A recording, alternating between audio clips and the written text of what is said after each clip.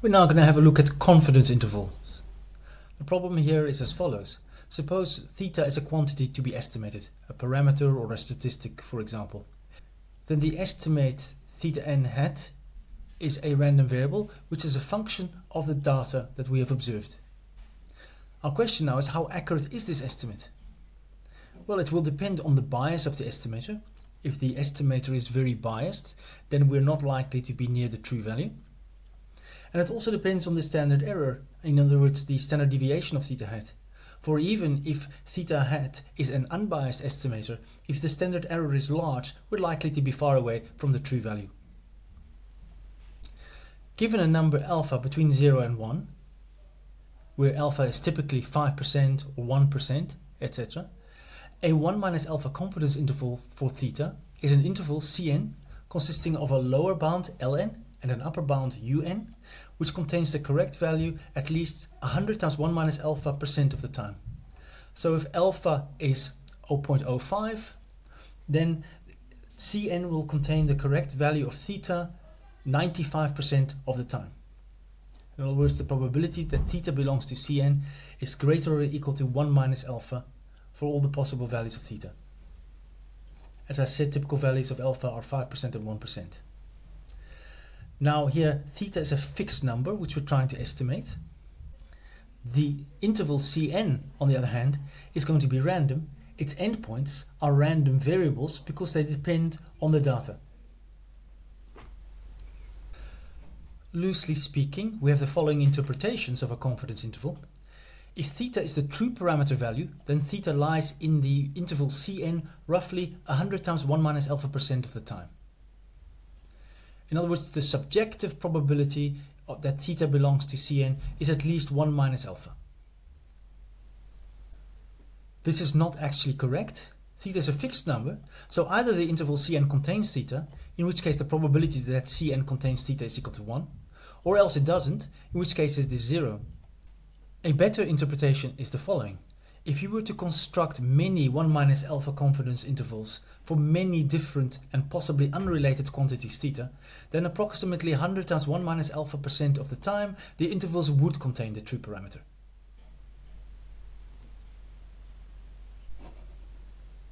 Let's have a look at an example. Consider the problem of estimating the population mean mu, in other words the true mean mu, from a sample x1, x2 up to xn drawn from the normal distribution with mean mu and variance sigma squared, where we assume that sigma is known. In that case, we know that this ratio here has the standard normal distribution. If this sigma were to be replaced by the sample standard deviation, then it would be t-distributed, but in this case we assume sigma is known. Now, the distribution of this random variable, which we call z, does not depend on mu and sigma. It's the n01 distribution. And such a random variable is called a pivotal random variable. Now what we would like to do is we want to find a lower bound and an upper bound for a confidence interval, Ln and Un, so that the probability that the true mean mu lies between Ln and Un is 1 minus alpha. So let Z alpha denote the alpha quantile of the standard normal distribution.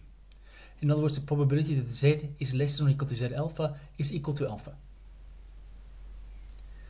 Then the probability that capital Z lies between Z alpha over 2 and Z1 minus alpha over 2 is just 1 minus alpha over 2 coming from here, minus alpha over 2 coming from there. In other words, that probability is 1 minus alpha as desired. If we rearrange this, remember that Z is equal to this ratio. We can multiply through by sigma times the square root of n on both sides, and then multiply through by minus 1, which changes the direction of the inequalities, and we obtain the following result. The probability that mu lies between this number here and this number there is 1 minus alpha. So this number on the left is a possible Ln, and this number on the right is a possible Un. In other words, Ln is equal to x bar n minus z1 minus alpha over 2 sigma over root n. Un is equal to x bar minus z alpha over 2 sigma root n. And that will be a 1 minus alpha confidence interval for mu. Now the width of this interval depends on the quantity sigma over square root of n. So as n goes to infinity, the width goes to 0. In other words, the confidence intervals get shorter and shorter.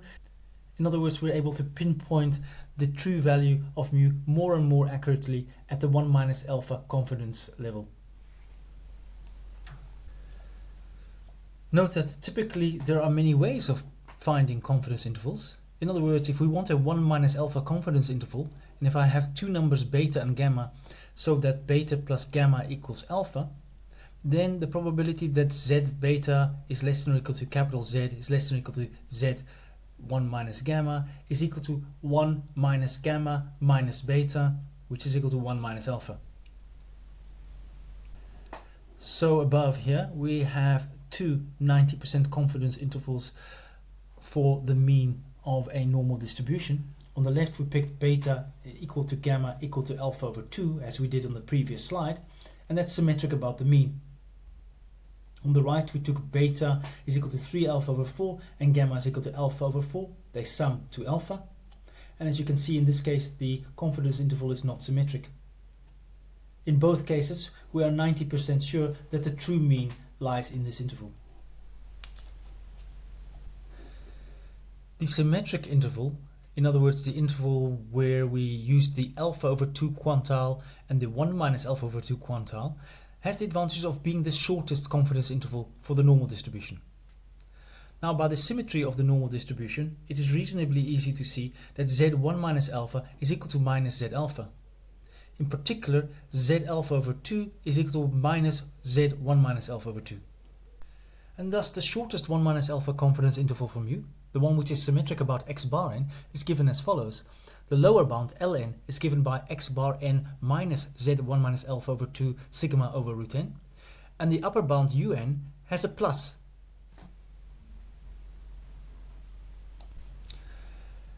In order to make things a little bit more clear, let's have a look at number 3 on the class exercise sheet.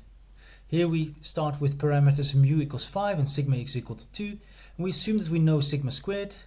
We know that sigma is 2, but we're trying to estimate the true mean mu from a sample of size 100 draws from the distribution of n mu sigma squared. So what we will do is we will generate 100 samples, each of size 100. And for each of those samples, we will calculate a 95% confidence interval of the population mean. So we will now have 100 many confidence intervals.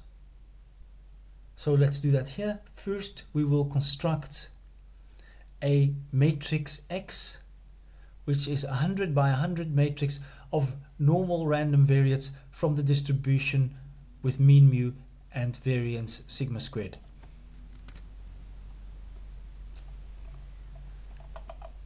So that's a 100 by 100 array as shown. Now each of these columns can be considered as a sample. So this is a sample of size 100. The second column is a sample of size 100, etc. And we can take the sample mean of each of these samples, and that will give us 100 sample means. So the mean of the first column is 4.95747, the mean of the second column is 5.04692, etc. For each of these samples, I can now construct the symmetric confidence interval. And that will give us 100 confidence intervals. The first confidence interval, for example, is given by 4.565 for the lower and 5.3494 for the upper. The second confidence interval is 4.65 for the lower and 5.438 for the upper, etc. And now what we will do is we will plot each confidence interval. Remember, we know actually that the true mean is 5. And we will count how many confidence intervals contain the true mean. So we plot each of these confidence intervals. The true mean here, 5, is shown. And each of these black lines represents a confidence interval. The first black line is the confidence interval for the first sample, the second one for the second sample, etc. And as you can see in this case, there are 4 intervals which do not contain the true mean mu. We expect 5% of them not to contain it, so we expect 5 of them not to contain it.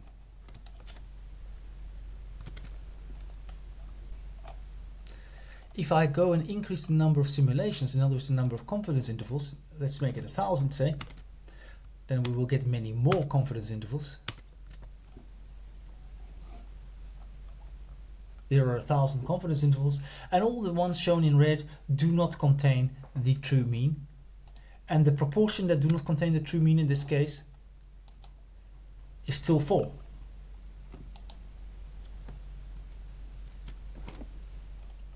We can repeat this a few times.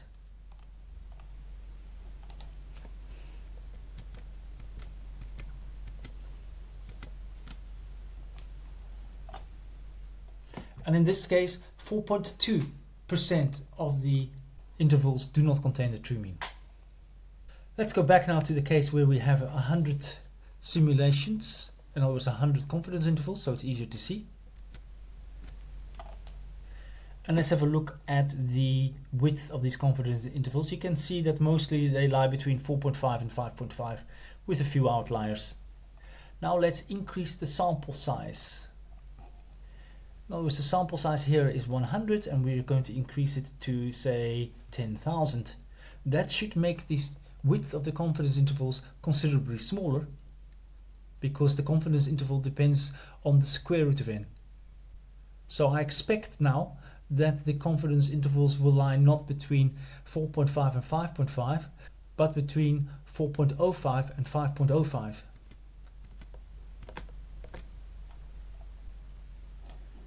And as you can see, that is indeed the case. In other words, the greater the sample size, the narrower the confidence intervals. We still have exactly 5 confidence intervals in this case. In other words, exactly 5% of the confidence intervals that do not contain the true mean.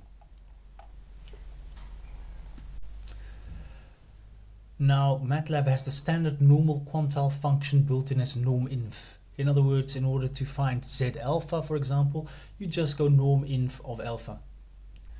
For the standard normal distribution, it is useful to remember the following quantiles. For alpha is equal to 10, 5 and 1%, we have Z 1 minus alpha over 2 equal to 1.645, 1.96 and 2.576 respectively. You can check this directly via MATLAB, and you may be given a table of these in tests or exams. Here's an example. Suppose that we have data x1 up to x100 of independent identically distributed draws from a distribution f. Suppose that the sample mean and variance are given by x bar equal to 1.32 and s squared equal to 0.25 respectively. Compute an approximate 90% confidence interval for the mean mu of the distribution f. Now, by the central limit theorem, a sum of independent random variables is approximately normally distributed, and so the quantity x bar minus mu over s over root n is approximately standard normal. Here n is equal to 100, so we have a sum of a large number of terms when we take this mean. An approximate confidence interval which is symmetric about x bar is therefore given as follows. It's x bar minus z 1 minus alpha over 2 s over root n, x bar plus z 1 minus alpha over 2 s over root n, where alpha is equal to 0.1. And hence 1.24, 1.40 gives us a 90% confidence interval for mu. Because the distribution of this ratio over here is only approximately standard normal and not exactly, this is only approximately a 90% confidence interval for mu. Let's consider an example. A junior risk manager is tasked with estimating the mean annual log return of a share to within 1%. To do so, he wants to construct a 90% confidence interval for mu, the mean annual return, that is no wider than 0.01, 1%. In that case, he can be 90% confident that the true mean annual return lies within that confidence interval. The risk manager has already estimated the volatility, which is just the standard deviation of annual returns, as 40%. Assume now that the mean annual return can be estimated as 252 times the mean daily return, where 252 is the number of trading days per annum. The standard deviation of daily returns is then given as sigma d equals sigma divided by the square root of 252. And the question then is, how big a sample of daily returns does a risk manager need in order to estimate the mean annual log return of the share within 1% at the 90% confidence level? We want a 90% confidence interval, so alpha is equal to 0.1, and the corresponding quantile is the 1 minus alpha over 2 quantile, which is 1.64. The volatility of the share, which is the standard deviation of annual returns, is 0.4. So for daily returns, the standard deviation is that divided by the square root of 252, which is 0.025. The confidence interval is then given by the sample mean minus the expression here, and the sample mean plus the expression here. We don't know the sample mean and we don't need to know it. What we need to know is the width of this interval, and that clearly is just twice the quantile times sigma d over the square root of n.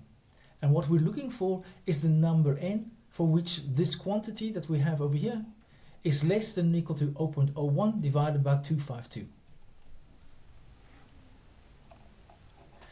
When we solve for n here, we see that n must be greater or equal to twice the quantile times sigma d over 0.01 over 252 all squared. And that gives us 4.363500 times 10 to the power 6. In other words, the first integer which is greater or equal to that is 463,501, and that's the number of daily data points that we need in order to get this confidence interval. When we divide that through by the number of trading days, we see that we need 17,315 years of trading data in order to get that level of accuracy. And so the poor junior risk manager is unable to fulfill the task that was set for him. The confidence intervals we've looked at so far are all confidence intervals for a mean and given via a normal approximation. Another example, suppose we suspect that a coin is biased, landing heads with probability p. Let xk be equal to 1 if the toss lands heads, and xk is equal to 0 else. If we toss the coin a large number n of times, then the point estimate for that probability p is given as follows. It's just the sample average of the values of x. And this is an unbiased estimate. As these tosses are independent, the variance of the sum is the sum of the variances, and hence the variance of this estimate is equal to 1 over n squared times the sum of the variances, which simplifies to p times 1 minus p over n, as you can easily verify. We can get an estimate of the standard error by substituting p hat n for p in here and taking the square root. In other words, this is an estimate of the standard deviation of the estimator p hat n. Now if n is large, then we have a sum with a large number of terms over here of independent and identically distributed random variables, and by the central limit theorem that is approximately normally distributed, and it's going to be normally distributed with mean p and variance approximately equal to the standard error squared. And thus p hat minus p over the standard error is approximately standard normal. And thus we can obtain a confidence interval exactly as before, with the caveat that here now we have replaced the actual standard deviation or actual standard error by its estimate. And that will give us a 1 minus alpha confidence interval for the quantity p, which is the probability of landing heads.